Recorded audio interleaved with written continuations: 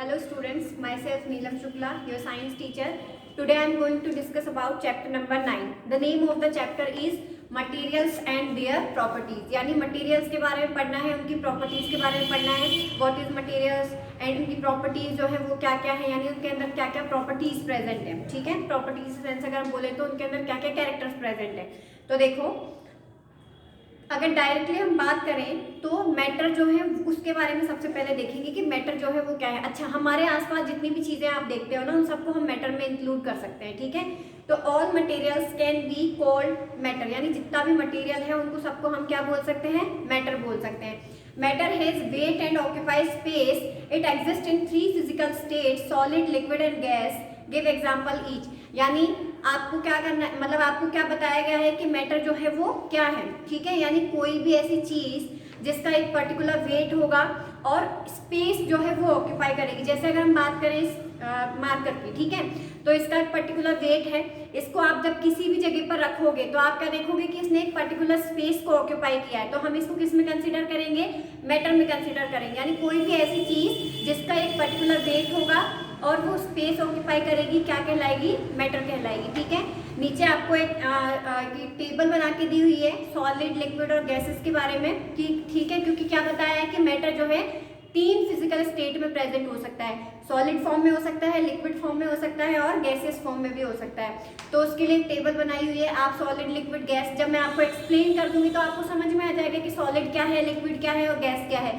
उसके बाद आप लोग खुद सर्च करके उस टेबल में फिल करेंगे. ठीक है, एग्जाम्पल्स तो देखेंगे.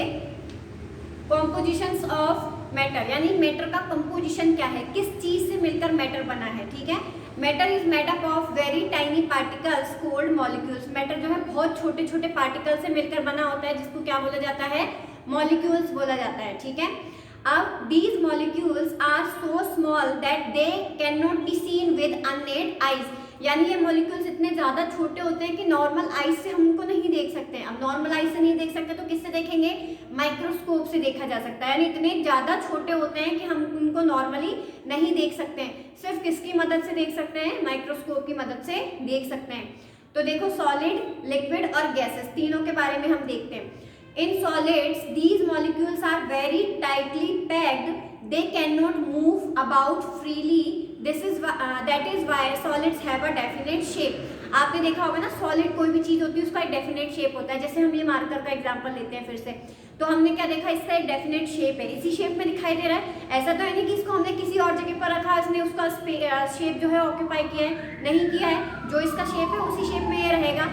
ऐसा क्यों होता है कि अब हम एक डायग्राम बनाऊंगी, उस डायग्राम के थ्रू आप देखेंगे कि सॉलिड की अगर हम बात करें, ठीक है, इस डायग्राम के थ्रू आप देखेंगे कि सॉलिड के जो पार्टिकल्स होते हैं वो एकदम टाइटली क्लोज्ड होते हैं. ठीक है, यानी टाइटली पैक्ड होंगे, इतने टाइटली पैक्ड होंगे कि इनके बीच में कोई स्पेस नहीं होगा. ठीक है, और उस स्पेस नहीं होने की वजह से इनके जो मॉलिक्यूल्स हैं वो इधर उधर फ्रीली मूव नहीं कर पाएंगे और इसी वजह से इसका क्या होता है, डेफिनेट शेप होता है. ठीक है, अब हम बात करें किसकी, लिक्विड की. ठीक है, तो लिक्विड का भी हम ऐसे ही एक डायग्राम बना के देखेंगे. डायग्राम में हम देखेंगे कि लिक्विड में क्या होता है कि जो मॉलिक्यूल्स हैं उनके बीच में कुछ स्पेस प्रेजेंट होता है. ठीक है, और उस स्पेस के प्रेजेंट होने की वजह से मॉलिक्यूल्स क्या कर सकते हैं, फ्रीली मूव कर सकते हैं.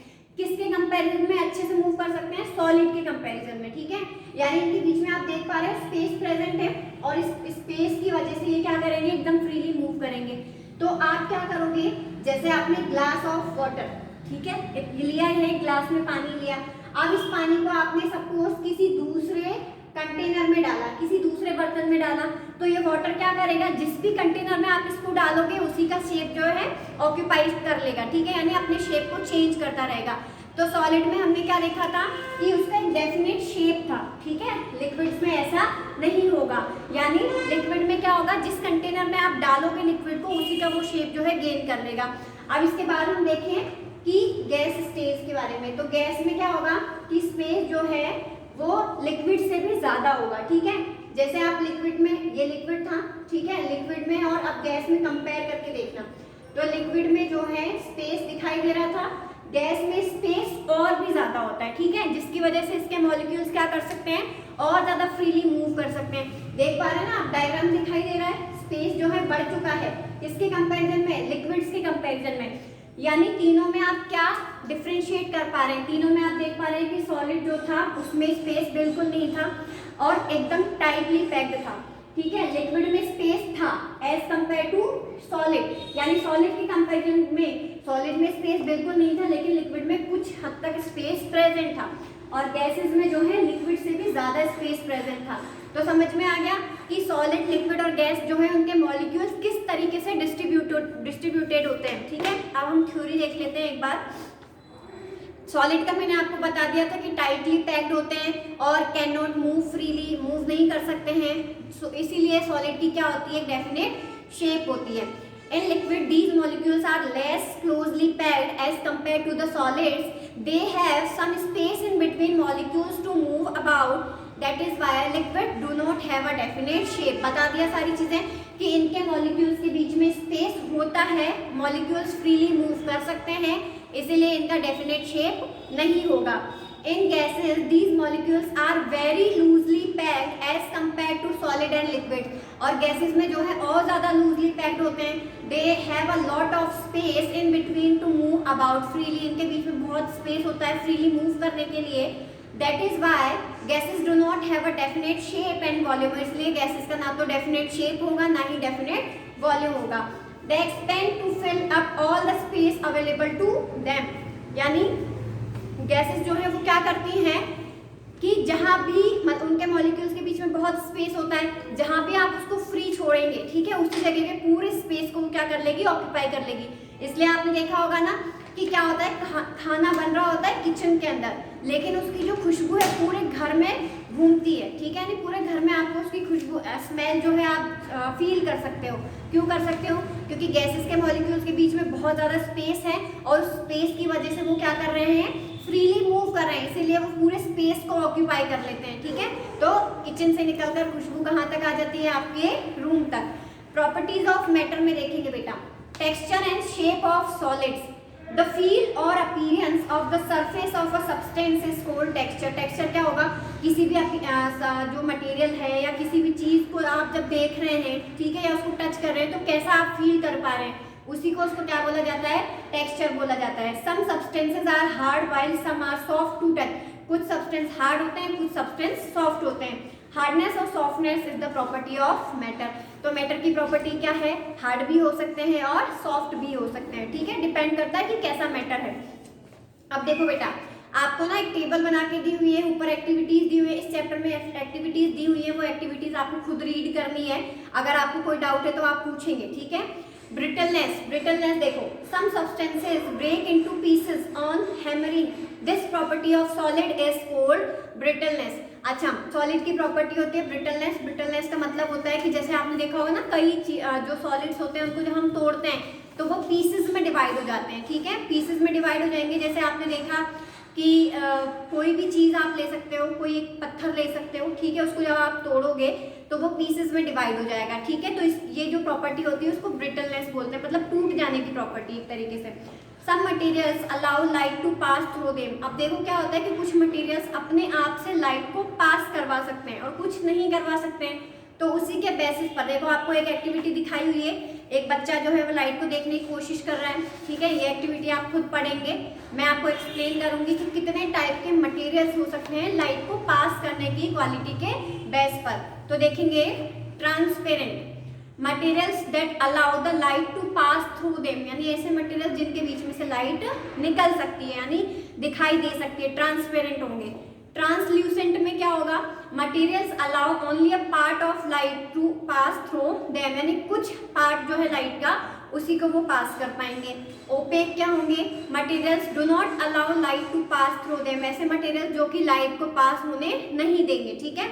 देखो, materials through which heat travels easily are called good conductor of heat, those which do not allow transfer of heat are called poor conductor of heat. अच्छा, क्या होता है कि बर्तन को हम गैस पर रखते हैं और हमारा जो भी चीज़ हमको गर्म करनी होती है वो गर्म हो जाती है। क्यों हो जाती है, क्योंकि जो भी बर्तन आपने गैस पे चढ़ाया है, ठीक है, जिसमें चीज़ें गर्म हो सकती हैं, उसमें क्या हो रहा है, हीट का ट्रांसफर हो रहा है। कहाँ से, गैस से हीट कहाँ ट्रांसफर हुई है, आपके कंटेनर में, ठीक है, और उस कंटेनर के थ्रू फिर फूड में जा रही है, उसकी वजह से वो फूड कैसा हो रहा है, गर्म हो रहा है, यानी कहने का मतलब ऐसे मटेरियल जिनके अंदर से हीट ट्रांसफर हो सकती है, ठीक है, उनको बोला जाता है गुड कंडक्टर, यानी कंडक्टर्स बोला जाता है। और ऐसे जिनके बीच में से हीट जो है ट्रांसफर नहीं होगी उसको क्या बोला जाता है, और पुअर कंडक्टर ऑफ हीट, ठीक है, यानी गुड कंडक्टर और पुअर कंडक्टर ऑफ हीट के बेस पर आपको डिफरेंशिएट करके बताया हुआ है कि गुड कंडक्टर कौन से होंगे जिनमें हीट पास हो सकेगी और पुअर कंडक्टर कौन से होंगे जिनमें से हीट पास नहीं होगी। Can you tell why the cooking utensils are made up of iron, aluminium और स्टील। अब तो समझ में आ गया होगा ना क्यों बनाए जाते हैं। जो भी कुकिंग यूटेंसिल्स यानी खाना पकाने के जो बर्तन है वो एल्यूमिनियम, आयरन, स्टील के इसलिए बनाए जाते हैं क्योंकि वो गुड कंडक्टर होते हैं, किसके, हीट के। The reason is that they absorb more heat and cook food faster, क्योंकि ये क्या कर सकते हैं, हीट को एब्जॉर्ब कर सकते हैं और खाने को जल्दी से पका सकते हैं। But why are the handles of cooking utensils made up of plastic, wood और बेकेलाइट। अब सोचने वाली बात है कि हैंडल जो है वो हमेशा अलग मटेरियल से क्यों बनाए जाते हैं, क्योंकि वो पुअर कंडक्टर होते हैं। कुकर में देखा होगा ना, हैंडल होता है उसका पकड़ने का, ब्लैक कलर की कवरिंग लगी होती है जिसके चारों तरफ, तो उससे क्या होता है, वो पुअर कंडक्टर होंगे, किसके, हीट के, जिसकी वजह से हीट उसमें ट्रांसफर नहीं होगी और बर्तन गर्म नहीं होगा, हम उसको आसानी से उठाकर रख सकेंगे। The reason is these materials do not allow heat to pass and your hand does not burn, क्योंकि ये हीट को पास नहीं करेंगे और आपके हाथ नहीं जलेंगे। तो देखो बेटा एक टेबल दी हुई है, can you name 5 solid that are soluble and insoluble in water, ठीक है। अब सॉल्युबल और इनसॉल्युबल की बात करें तो हम क्या देखेंगे कि सबसे पहले बात आएगी सॉल्यूशन की। सॉल्यूशन जो है वो दो चीजों से मिलकर बना होगा, सॉल्यूट और सॉल्वेंट। सॉल्यूट जो है वो हमेशा कम क्वांटिटी में होता है और सॉल्वेंट जो है हमेशा ज्यादा क्वांटिटी में होगा। यानी अगर आपसे डेफिनेशन पूछी जाए व्हाट इज सॉल्यूशन, तो आप क्या बोलोगे कि सॉल्यूशन जो है मिक्सचर है, किस चीज का, सॉल्यूट और सॉल्वेंट का। तो देखो अब सॉल्युबल और इनसॉल्युबल की बात करते हैं तो दोनों टर्म्स आपको याद होनी चाहिए कि सॉल्युबल जो है वो क्या है और इनसॉल्युबल क्या है। सॉल्युबल की अगर हम बात करें तो कोई भी ऐसी चीज जो कि वाटर के अंदर मिक्स हो सकती है उसको सॉल्युबल बोला जा सकता है। यानी हिंदी में समझाऊं तो कोई भी ऐसी चीज जो पानी के अंदर अच्छे से घुल जाएगी सॉल्युबल होगी, जो पानी के अंदर अच्छे से नहीं घुलेगी वो इनसॉल्युबल होगी। तो देखो when a substance is dissolve in a liquid a solution is form, जब कोई भी सब्सटेंस लिक्विड के अंदर पूरी तरीके से डिसॉल्व हो जाता है यानी घुल जाता है, तब क्या बनता है, सॉल्यूशन बनता है। In this case we call the substance as a solute, यानी जो सब्सटेंस आपने डाला है उसको बोला जाएगा सॉल्यूट और जिस लिक्विड में डाला है उसको बोला जाएगा सॉल्वेंट। तो आपको डेफिनेशन दिखाई हुई देखो, सॉल्यूट प्लस सॉल्वेंट करके equal to solution. A solute can be solid, liquid और गैस, यानी सॉल्यूट जो है सॉलिड भी हो सकता है, लिक्विड भी हो सकता है और गैस भी हो सकता है। तो देखेंगे all solutions form by dissolving a solid in a liquid. सारे सॉल्यूशन कब बनते हैं, क्या ये स्टेटमेंट सही है कि जब किसी सॉलिड को लिक्विड में घोला जाएगा तब बनेंगे। तो देखो a solution is form when one liquid dissolve in another liquid, यानी लिक्विड के अंदर लिक्विड घोल के भी बनाया जा सकता है। For example water in milk, ठीक है, मिल्क के अंदर क्या मिक्स किया है, वाटर मिक्स है, ठीक है, तो वो भी एक सॉल्यूशन है। A solution is form when a gas is dissolve in a liquid, जब एक गैस को लिक्विड के अंदर डिसॉल्व किया जाता है तो भी एक सॉल्यूशन बनता है। कहने का मतलब है कि सॉल्यूशन जो है सॉलिड को मिक्स करके भी बन सकता है, यानी सॉल्यूट जो है सॉलिड फॉर्म में भी हो सकता है, लिक्विड फॉर्म में भी हो सकता है और गैसेस स्टेज में भी हो सकता है। तो देखेंगे फिश ब्रीथ इन वाटर, यानी फिशेज जो होती हैं वो एक्वेटिक एनिमल्स में आती हैं और वो हमेशा जो पानी में घुली हुई ऑक्सीजन होती है, यानी वाटर के अंदर जो डिसॉल्व जो ऑक्सीजन है उसी को लेकर ब्रीदिंग करती है, ठीक है। They use oxygen dissolve in water, जो वाटर के अंदर घुली हुई ऑक्सीजन है उसी का इस्तेमाल करेंगी। अब क्या हो गया, एक सॉल्यूशन बना ना, किसके अंदर, लिक्विड के अंदर क्या मिला हुआ है, गैस मिली हुई है, तो एक सॉल्यूशन रेडी हो गया और उसी सॉल्यूशन में से गैस को जो है सेपरेट करके फिशेस जो है अपनी ब्रीदिंग प्रोसेस यानी रेस्पिरेशन को कंप्लीट कर रही है। Water has the property to dissolve many substances in it. It can dissolve more number of substances in it as compared to any other liquid, sugar, any other liquid. यानी पानी जो है, water जो है एक ऐसा हम बोल सकते हैं कि सबसे ज़्यादा जिसके अंदर सारी चीज़ें घुल जाती हैं, मिक्स हो जाती हैं। वाटर के अंदर एक कैपेसिटी होती है या हम बोल सकते हैं वाटर की क्वालिटी होती है जो वाटर के अंदर जो है अपने बहुत सारी चीज़ों को अपने आप के अंदर मिक्स कर लेता है, ठीक है। जैसे शुगर मिक्स हो जाती है, ठीक है, सॉल्ट मिक्स हो जाता है, पोटेशियम परमैंगनेट जो है वो मिक्स हो जाता है, कॉपर सल्फेट मिक्स होगा, and many more substances are soluble in water, और भी बहुत सारे सब्सटेंसेस है जो वाटर के अंदर सॉल्युबल हो जाते हैं। For this reason we call water a universal solvent, इसीलिए वाटर को क्या बोला जाता है, यूनिवर्सल सॉल्वेंट बोला जाता है, इसमें सारी चीजें लगभग क्या हो जाती हैं, घुल जाती हैं। Liquids differ in colour and smell, सारे लिक्विड जो हैं कैसे डिफर करोगे, उसके कलर को देखकर और स्मेल को देखकर। One can identify different liquids by observing their colours and smells, यानी उनके स्मेल और कलर को ऑब्जर्व करके हम उनको डिफरेंशिएट कर सकते हैं।